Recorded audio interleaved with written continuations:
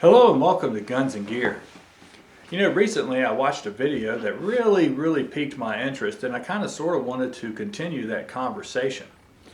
And the channel that uploaded that video, I wanted to talk about him for just a minute. It's FireArmsResQ. And I tell you, I think he's a great guy. I really enjoy his videos. His videos always have good content in them, and he comes across very well on his videos, and he expresses himself very well. And me and FireArmsResQ has had many good conversations through comments, and I just tell you, he's becoming one of my favorite channels to watch here on YouTube. You know, I've said it before, and I'll probably say it many times in the future. I am a fan of YouTube, and the only reason I began to make videos at all was because I'm such a fan of the videos and of many of the channels that are out here. So I urge you to check out FireArmsResQ and watch some of his vids and subscribe to him. Good guy. Now back to his video. He had made a video on using a 22 for defense. Now he started that video and he acknowledges the poor performance of a 22 long rifle. And you know, he talked about the fact that 22s are responsible for many shooting deaths, and that's very true. I believe the conversation began from him finding an old gun periodical in his vehicle and happened to notice that article and reread that article. So I agree. The 22 does have poor performance and stopping power, so to speak. Quotations around stopping power. But yet it is responsible for many shooting deaths. I would imagine if you looked at the calibers that were used in shooting deaths, the 22 probably each year is either at the top or near the top of that list. But that's killing potential, and that's not what we are concerned about when we want to use a gun for defense. Okay, the most important thing for me is, of course, avoid any type of conflict.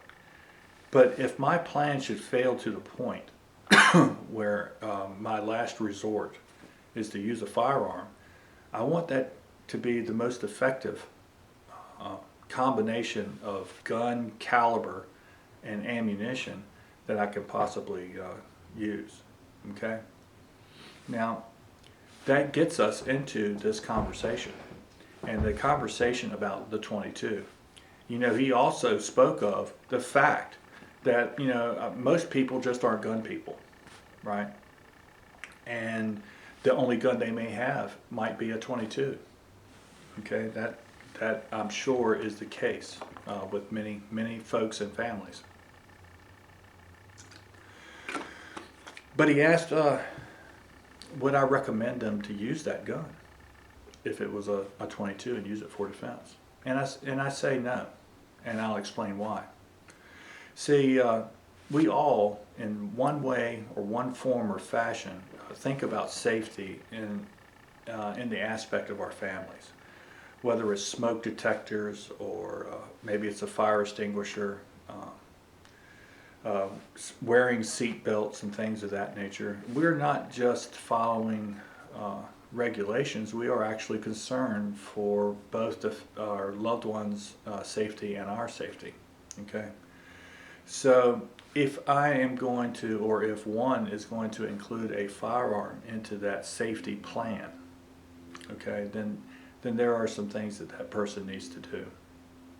Now, you know, he also brings up a very important fact, and that is that for the majority of us, funds are limited, extremely limited. And their priorities for spending that money may be more towards a big screen HD TV, or maybe a video game system. Or it may be to fix things up around the house. It may be to buy a new car, things of that nature.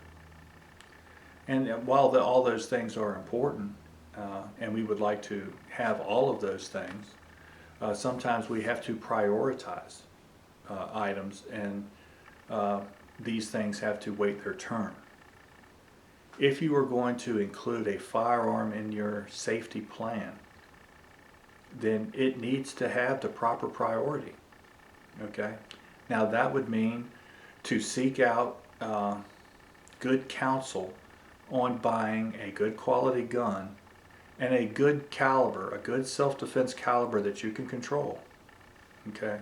And then buy the best ammunition that you can buy for that particular caliber.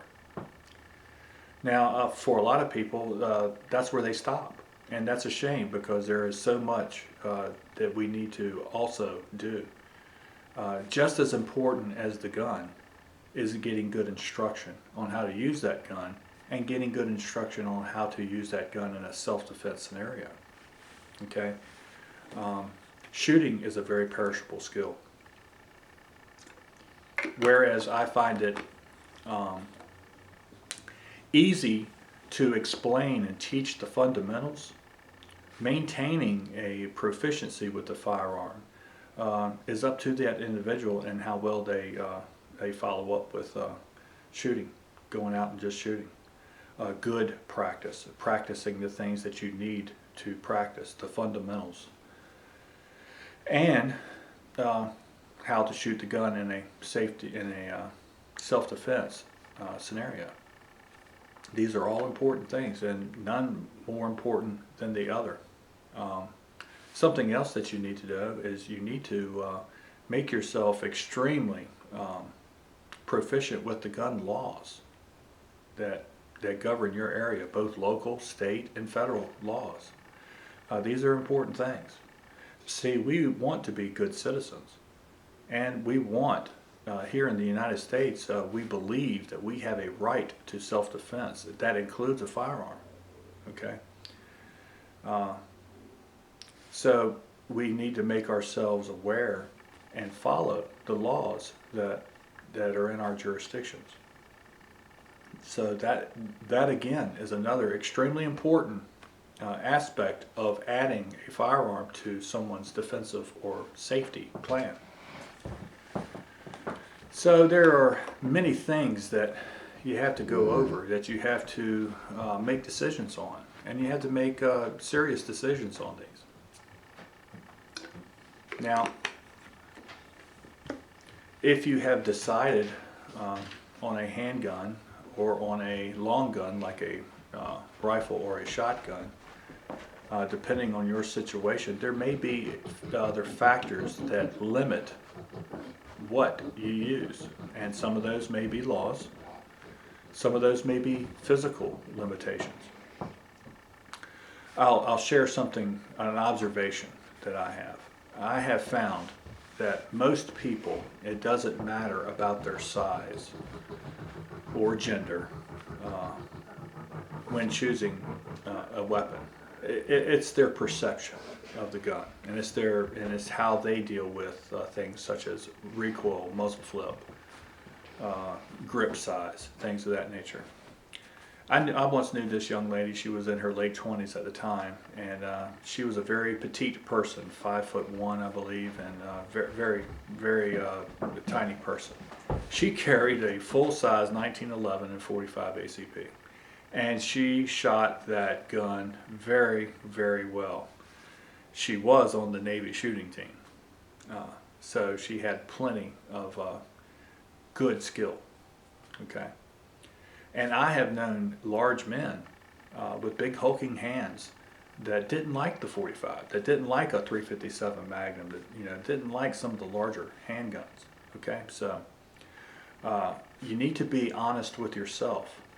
You need to, if you are new to guns, go to a local gun shop or range, and best scenario would be one that has both, so that you can try different guns, different calibers. Revolvers, semi-automatics, snub nose, full size, subcompact, larger frame guns, and also in different calibers, to see how those guns feel. And really, you need to be honest with yourself on what you like and what you don't like. Don't get caught up in the hype that, you know, you got to have this or you got to have that. You know, the important things is to pick a good quality handgun and the best to self-defense caliber that you can handle, that you like, and then go out and buy the best ammunition.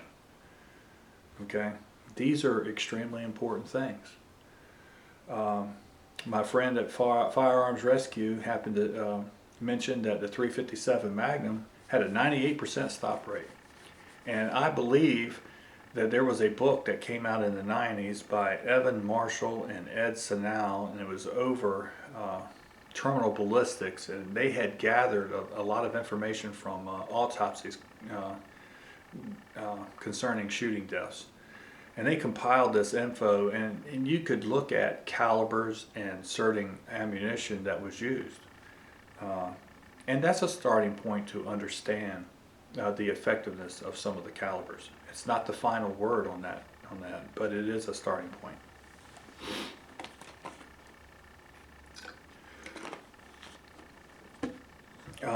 You may have physical limitations that prevent you from using some of the more mainstream self-defense calibers. I'll give you an example. A friend of mine just recently retired from where I work, and after 40 plus years of working on power lines and in all the worst conditions, his body began to break down. We have a laborious job. His shoulders hurt, elbows, wrists, his hand strength was greatly diminished. And he basically told me, I just can't enjoy shooting my 45s anymore. My 44 Magnum, my 357 Magnum, I do not enjoy shooting those guns. It's painful. So he asked me about a Ruger 380 that just came out. He goes, I was thinking about getting that for self-defense. What do you think? I said, well, I'll be honest with you. Everything that I've heard about the gun has been mostly good. But how about going up to this gun shop that has a range that I knew of that had one on that you could rent and try it out? I fear that because it's such a tiny little gun and it's a polymer frame, very lightweight, that it would still be snappy even in 380. And of course he did, and when he came back he told me, he goes, I didn't even finish that box of shells. Yeah, it was just too snappy, it began to hurt my wrist. So I suggested to him to try this right here. And this is a Beretta Model 85. It's a single stack 380, but this is a full size 380, and it has a little bit of heft to it, but it's not too heavy. And he took this gun, he went out and he shot this gun, and he came back and he said, you know, hey, I really enjoyed that. And the reason I showed him this gun is because they do make a model that has a hinge on the barrel, so you can tip the barrel up and load the weapon that way, and then insert a full magazine, and you're ready to go. And he did purchase one of those guns, and he has been very pleased with it. But it is not up to someone else to decide what is a good gun for you. Only you can do that. And once again, if you're honest with yourself, you'll come up with a good combination. Now, a lot of people will say a 380 is not a good self-defense caliber, but it is the best that he can control. Okay, so there can be physical limitations in your decision-making process.